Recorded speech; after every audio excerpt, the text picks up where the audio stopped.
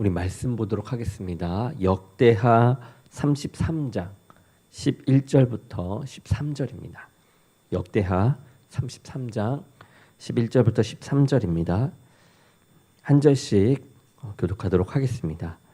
여호와께서 아수르 왕의 군대 지휘관들이 와서 치게 하심에 그들이 므낫세를 사로잡고 쇠사슬로 결박하여 바벨론으로 끌고 간지라.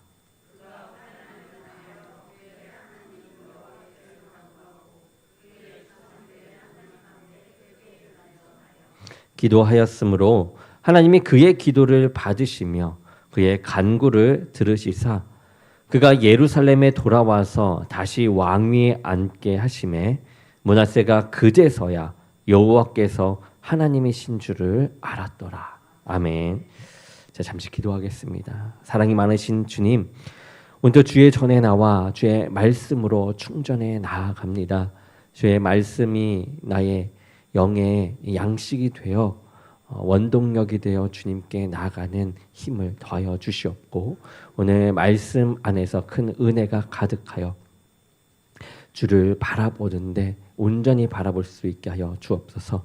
주의 종의 입술과 생각과 마음을 주관하여 주시사 온전한 말씀이 선포될 수 있도록 주님께서 이 시간 함께 하실 줄 믿사오며 예수 그리스도의 이름으로 기도드립니다. 아멘. 아멘. 오늘 말씀의 제목은 코람데오입니다. 코람데오, 하나님 앞에서라는 말이죠. 사람이 이렇게 살아가는데 다른 사람을 의식하지 않고 살아갈 수는 없습니다. 누구나 사람들을 의식하면서 살아간다라는 것이죠. 다른 사람이 나를 어떻게 생각할지 신경이 쓰이고 그들의 시선을 의식하면서 살아가는 것이 우리들의 삶의 모습입니다. 집안에서도 가족들을 의식합니다. 또 사회에 나오면 친구나 직장 동료들 또는 선배들, 후배들을 의식합니다. 학교에 가면 선생님을 또 의식하게 되죠. 내가 아는 사람들만 의식하는 것이 아니라 내가 알지 못하는 길거리에 다니는 사람들 또한 우리가 의식하면서 살아갑니다. 혼자 있을 때에는 자유로운데 주위에 사람들이 있다라고 생각하면 말과 행동이 조심스러워지고 달라집니다. 또 헤어스타일이나 옷들도 신경 쓰게 되죠. 그런데 기독교인들은 주위에 있는 이런 사람들뿐만 아니라 또 다른 존재에 대해서 의식해야만 합니다. 바로 하나님이십니다. 세상 사람들은 이렇게 하나님을 의식하지 않습니다. 세상 사람들은 눈에 보이는 것만을 존재한다라고 믿기 때문에 하나님에 대해서는 그다지 신경 쓰는 모습을 보이지 않고 살아갑니다.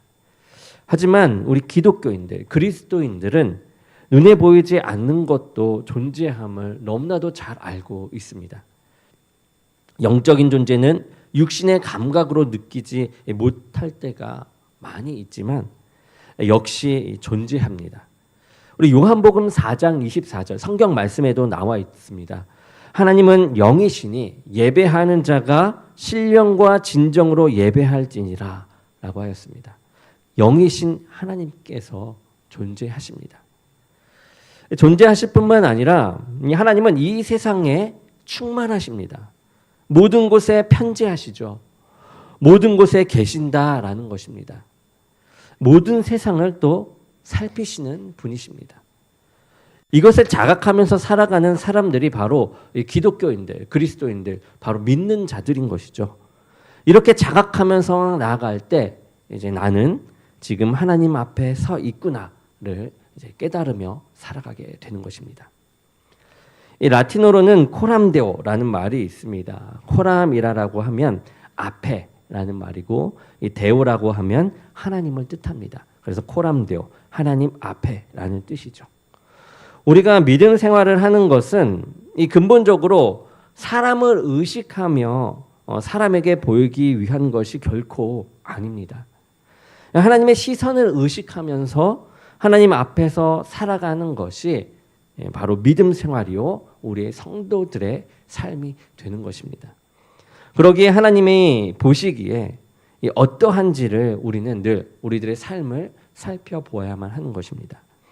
오늘 말씀에 나와 있는 이 므낫세 왕을 보게 되면 자신이 하나님 앞에 있음을 깨닫지 못하고 살아가는 것을 볼 수 있어요. 그러다가 후에 자신이 하나님 앞에 있음을 깨닫게 되는 그런 변화된 모습이 나타나게 됩니다. 그를 통하여서 하나님 앞에서 살아가는 사람, 이 코람데오의 삶을 살아가는 사람의 모습이 어떠한지, 어떻게 변화되는지 우리가 살펴보려고 합니다.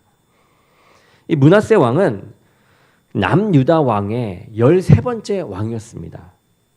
므낫세 왕의 이 아버지, 이 히스기야 왕은 하나님께 헌신했던 사람이었어요.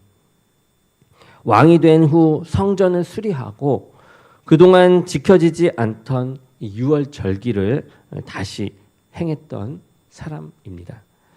그리고 이방의 이 우상들을 헐어버리고 하나님만을 믿는 유일신앙을 굳건하게 하였던 왕 중에 한 명이죠. 그가 죽을 병에 걸렸을 때에는 하나님께 간절히 간구하며 기도를 합니다. 그것으로 인해서 하나님께 응답을 받아 15년을 더 살게 되고 통치하게 된 하나님의 일을 감당했던 왕이었습니다. 그런데 그의 아들 므낫세는요, 이 히스기야 왕 아버지의 모습과는 달랐습니다. 12살의 이 어린 나이로 왕이 되었어요. 그는 하나님과 관계없는 삶을 살기 시작합니다. 우상들을 다 받아들여요. 그리고 심지어는 아버지가 회복시켜 놓은 이 성전에 자기가 만든 이 아로 새긴 아세라 목상, 이 목상을 세워 놓았습니다. 이 우상을 자신의 손으로 직접 만들어서 세워 놓았다라는 것이죠. 사람들은 하나님의 율법을 떠나 살게 되고 이 이방의 우상들을 섬기게 되었습니다. 이 므낫세 왕의 사는 모습을 보게 되면 그는 왕으로 자신이 가진 권세를 마음껏 누리면서 자기가 원하는 대로 마음껏 살았는지 모르겠습니다. 그렇지만 이 33장 2절에 보니 하나님이 보시기에 그가 행하는 일들이 다 악하였다라고 한 것을 보면 그는 하나님이 보시기에 선을 행하지 않는 자기 마음에 원하는 대로 하나님이 원하시는 것이 아닌 자신이 원하는 대로 살았음을 볼 수 있습니다. 이러한 삶은 어리석은 삶입니다. 성경에서 말하는 대로 어리석은 삶이죠. 성경은 하나님이 없다 하고 살아가는 사람을 어리석은 자라고 말합니다. 시편 53편 1절에 이렇게 나옵니다. 어리석은 자는 그 마음에 이르기를 하나님이 없다 하도다. 저희는 부패하며 가증한 악을 행하며 선을 행하는 자가 없도다. 하나님의 시선을 깨닫지 못하고 살아가는 사람은 죄로 연루된 삶을 살아가게 됩니다. 하나님의 시선을 의식하지 않고 살아가는 사람들, 이 코람데오의 믿음이 없는 사람들은 죄를 지어도 그것이 죄인지도 모르고 죄의 심각함까지도 알지 못합니다. 심각한 죄의 권세 속에서 살아가다가 그것이 옳은 줄 알고 살아가다가 인생을 마감하게 되는 것입니다. 그렇다면 코람데오의 삶은 무엇을 의미하는 것일까요? 첫 번째로 코람데오의 삶은 자신의 이 욕망을 채우는 것이 아니라 하나님의 말씀을 구하고 따라 살아가는 삶입니다. 므낫세 왕이 저질렀던 가장 큰 죄 중에 하나는 이방의 우상을 섬기는 것이었어요. 이방의 우상. 자신만 섬겼을 뿐만 아니라 유다 나라의 사람들을 꿰어서 함께 악을 행하게 하였습니다. 그리고 그 악이 하나님 보시기에 어떤 이방의 사람들보다 더하였습니다. 심지어는 하나님의 전에 자기가 만든 이 아로새긴 자기가 만든 그 목상 아세라 목상을 세운 모습을 보이지 않습니까? 우상을 세워 놓습니다. 하나님이 아닌. 그리고 눈에 보이는 이 신비적인 것에 빠지게 돼요. 신접한 자와 박수를 신임합니다. 그들의 말을 믿어요. 그들의 말을 따릅니다. 점을 치고 사슬과 요술을 행했습니다. 자신이 하나님 앞에 있다는 것을 알지 못하는 이들은 이렇게 자신의 욕망이 삶의 기준이 돼요. 욕망을 채워주는 것들을 앞에 세워 놓습니다. 나의 욕망을 채워주는 사람들한테 내가 찾아가게 됩니다. 우상을 세우는 이유는 그 우상 앞에 자신의 욕망을 빌면 그 우상이 그 욕망을 채워줄 것이라고 기대하기 때문입니다. 점을 치고 사수를 함으로 어떻게 하면 자신이 원하는 것이 이루어질까 하는 것, 그것에 관심을 두는 것이죠. 므낫세 왕의 삶의 관심은 자신이 원하는 대로 모든 것이 이루어지는 것이었습니다. 그런데 자신이 하나님 앞에 있음을 아는 사람은 다릅니다. 하나님의 말씀을 듣고 또 따르고자 합니다. 하나님은 이 말씀하시는 분이세요. 나무 목상과 같이 말 못하는 존재가 아니라 수시로 말씀하시고 지시하시는 분이십니다. 므낫세는 자신이 지시하기를 원했지 지시를 듣기를 원하지 않았어요. 다른 사람이 원하는 것을 내가 따르기 원하지 않았다라는 것이죠. 그리고 눈에 보이지 않는 하나님을 무시했다라는 것을 볼 수 있습니다. 하나님께서 주신 말씀을 무시했던 것입니다. 이렇게 살았을 때 행복한데 그 말씀을 내가 원치 않기 때문에 듣지 않았던 것이죠. 이스라엘 백성이 출애굽을 한 후에 처음으로 만든 것이 금송아지 우상이었습니다. 모세가 시내산에 올라갔을 때 그들은 불안해했어요. 그들을 인도한 하나님을 볼 수가 없었습니다. 그러기에 그들은 아론에게 부탁을 해서 눈에 보이는 금송아지를 만들고 거기에 절합니다. 금송아지 우상을 하나님이라는 이름을 붙여서 거기에 절을 한 것이죠. 모세가 시내산에서 내려왔습니다. 여전히 사람들은 하나님을 볼 수가 없습니다. 하지만 그의 양손에는 하나님께서 주신 십계명이 있었고 모세에게는 하나님께서 이스라엘 백성에게 전하라고 주신 그 말씀, 법이 있었습니다. 비록 하나님은 눈으로 볼 수 없었지만 그의 실체는 그의 말씀으로 그들에게 나타났던 것입니다. 므낫세의 아버지 이 히스기야가 하나님 앞에서 그를 기쁘시게 했던 것은 하나님의 말씀에 근거해서 살려고 애를 썼기 때문입니다. 우리의 신앙은 눈에 보이는 현상에 따라 살아가는 그런 신앙이 아닙니다. 나의 욕망을 채우기 위해서 하나님의 입을 닫아놓고 나의 욕망을 말하며 살아가는 것이 신앙생활이 아닙니다. 내가 원하는 것만 구하며 기도하는 것이 신앙생활이 아니라라는 거죠. 오히려 그 모습은 하나님께 기도하는 모습이 아니라 하나님이라고 이름 지어진 이 금송아지 우상에게 기도하는 것과 다르지 않다라는 것입니다. 살아계신 하나님께서 우리에게 말씀하시는 것에 우리는 귀를 기울여야만 합니다. 그리고 그 허락하신 말씀에 근거해서 살아가는 것이 하나님 앞에 선 자들의 모습입니다. 두 번째로 코람데오의 삶은 거만하지 않고 견비한 삶입니다. 즉 자신을 낮추는 삶이죠. 내가 하나님 앞에 있다라는 것을 깨닫는 자는 하나님의 크심 앞에서 겸손할 수밖에 없습니다. 므낫세는 하나님에 대해서 무지했습니다. 그래서 하나님께서는 므낫세를 돌이키기를 원하셨습니다. 하나님께서는 아수르 군대를 일으켰습니다. 그리고 예루살렘을 치게 하시고 므낫세는 힘없이 아수르의 포로로 잡혀서 바벨론으로 끌려가게 됩니다. 그가 의지했던 이 손으로 만든 신들, 아무 소용이 없었습니다. 보기에는 거대하고 웅장한 신이었습니다. 내 모든 것을 들어줄 것 같은 신이었습니다. 그렇지만 므낫세가 아수르 사람들에게 잡혀갔을 때에 그 우상들은 여전히 한 발자국도 움직이지 않았고 성전에 우두커니 서 있었습니다.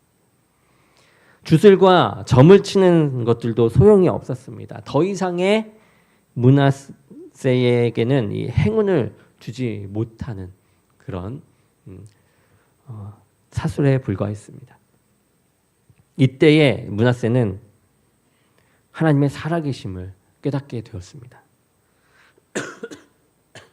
이 아버지 히스기야 왕이 그토록 의식했던 그 하나님, 자신이 포로로 잡혀온 이 아수르 땅에도 계시고 자신과 늘 함께 하시는 하나님을 그가 이제야 보고 깨닫게 된 것입니다.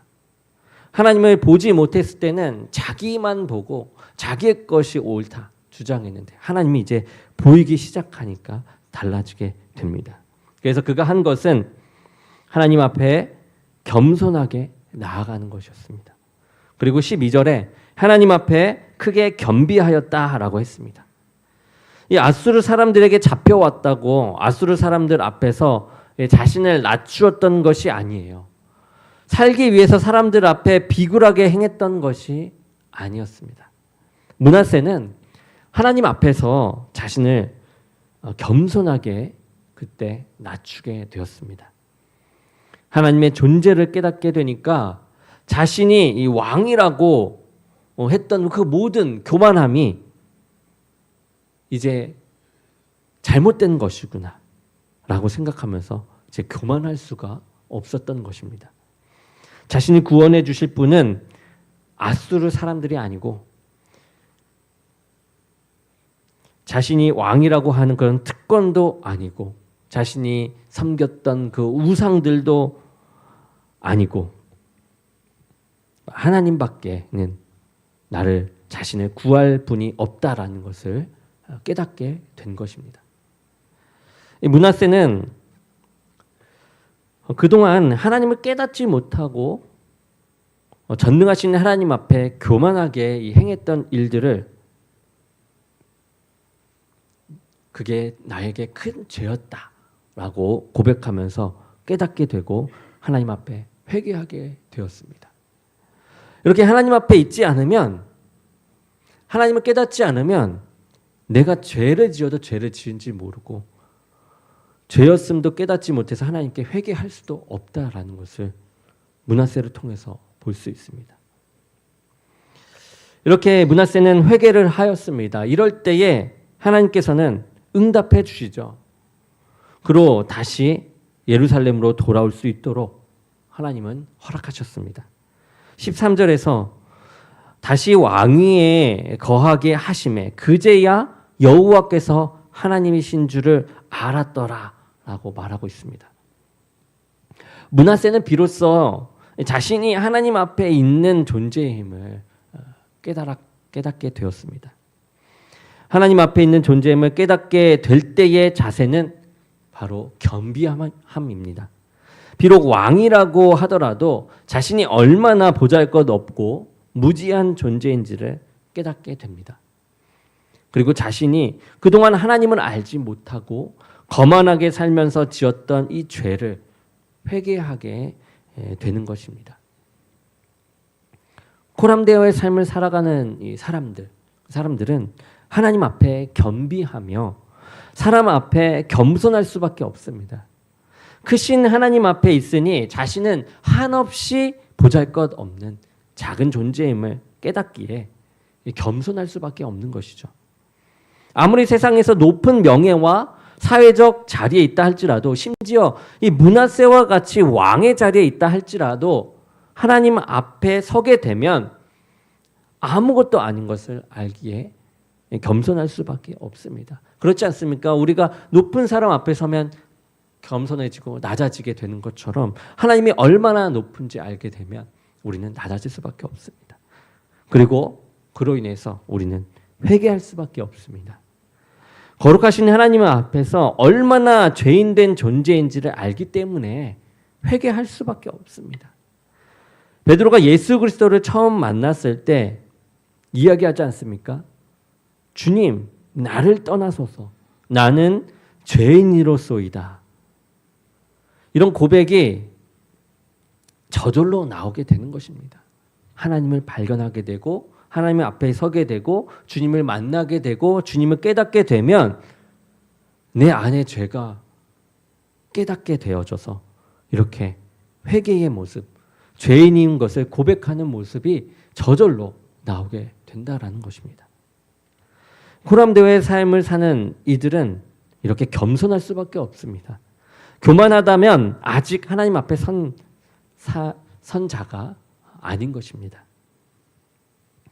세 번째는 코람데오의 삶, 세 번째 코람데오의 삶은 변화하는 삶입니다.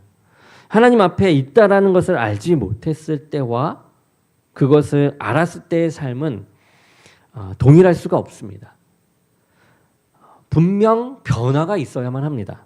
하나님께서 눈을 뜨고 우리를 보시고 계시는 것을 알면서도 죄에 대해서 의식하지 못하면서 산다라는 것은 있을 수 없는 일입니다. 그렇게 살아갈 수가 없어요. 교만하면서 살아갈 수가 없습니다. 하나님을 기쁘시게 하기 위해 그가 원하는 삶을 살아가게 마련입니다. 이 므낫세가 이방 땅 아수르에서 자신이 하나님 앞에 있음을 깨닫고 이 예루살렘에 돌아왔습니다. 그리고 그의 삶이 변화가 되었어요. 더 이상 우상을 섬기지 않았습니다. 그가 만들었던 그 이방 신들의 제단을 다 무너뜨립니다. 그리고 예루살렘 성 밖으로 던져버려요. 그리고 여호와의 단을 쌓았습니다. 하나님과 화목하는 이 화목제를 드리고 감사 제단을 쌓았습니다. 그리고 여호와만을 섬길 것을 백성들에게 선포했습니다. 하나님 앞에 선 자는 하나님만을 예배하는 것입니다. 하나님 앞에 선 자는 더 이상 우상을 섬기며 자신의 욕망을 채울 수 없는 것입니다. 더 이상 나의 감각과 또 눈에 보이는 것에 근거해서 살아가는 것이 아니라 하나님 나라의 하나님의 이 말씀에 근거해서 우상을 제거하고 예배의 삶을 살아가며 그 말씀을 지켜 나아가는 것입니다. 이것이 변화된 삶입니다. 하나님 앞에서 걸림돌이 되는 것, 우상이 되는 것, 즉 나의 욕망이 되는 것들, 그리고 악이 되는 것들, 죄로 물들게 하는 것들을 그대로 둘 수 없는 것이에요. 이게 하나님 앞에 나왔을 때 변화된 삶의 모습입니다. 그것을 버리고 하나님만을 붙잡는 삶, 그 삶으로 변화되는 것이죠. 네 번째는 코람데오의 삶, 네 번째는 하나님의 보호하심을 믿고 살아갑니다. 하나님께서는 이 세상에 존재하는 모든 것들을 살피시고 또 알고 계십니다.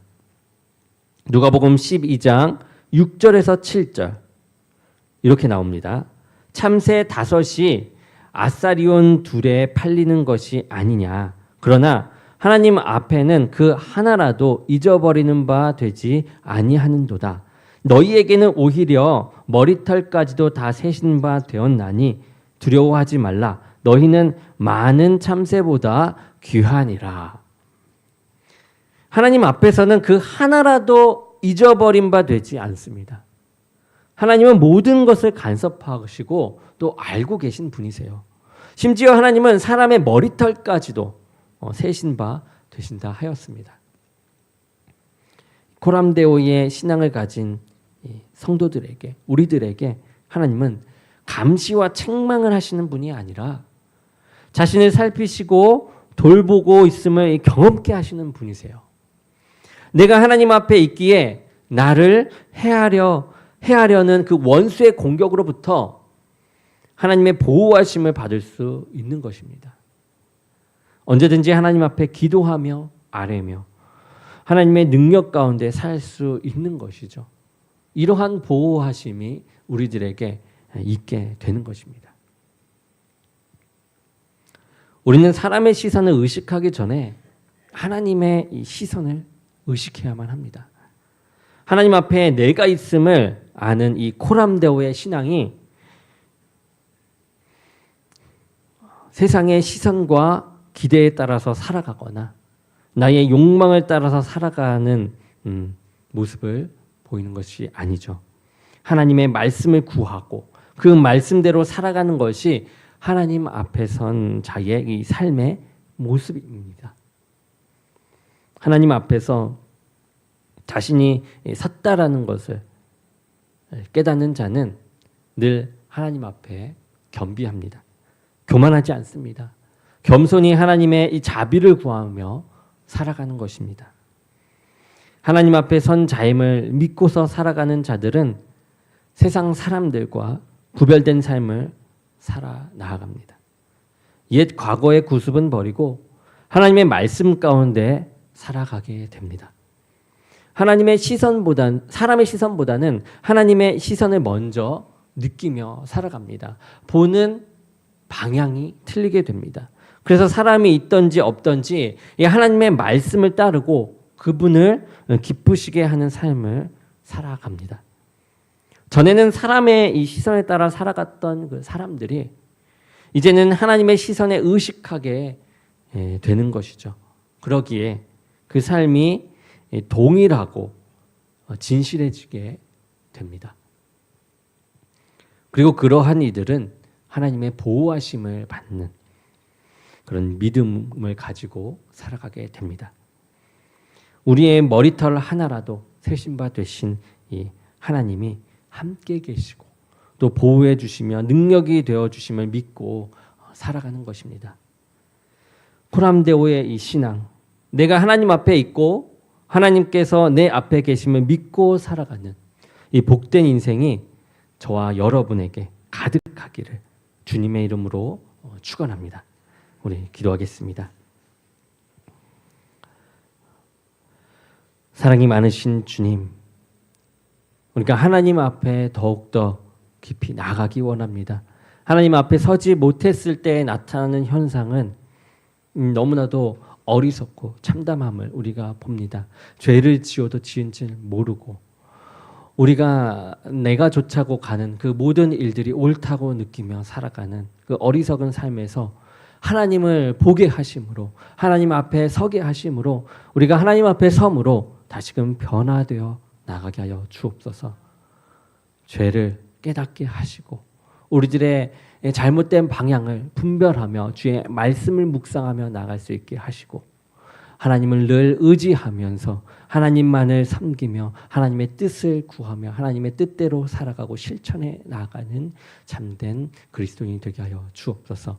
그때 비로소 주님의 보호하심과 능력이 우리들에게 있을 줄 믿습니다. 역사하시고 인도하여 주옵소서. 예수 그리스도의 이름으로 기도드립니다. 아멘.